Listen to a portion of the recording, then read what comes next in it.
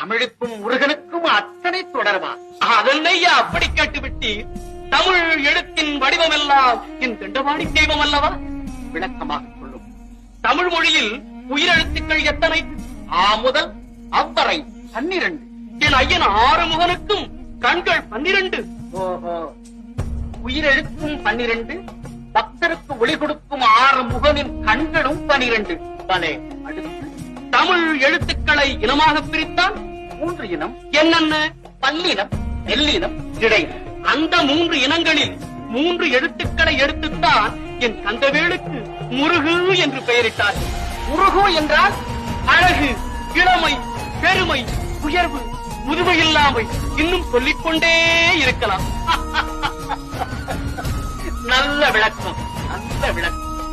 ஒரு இனத்திற்கு எத்தனை எழுத்துக்கள்? அச்சட தப்பற நயன நமன எரல வழல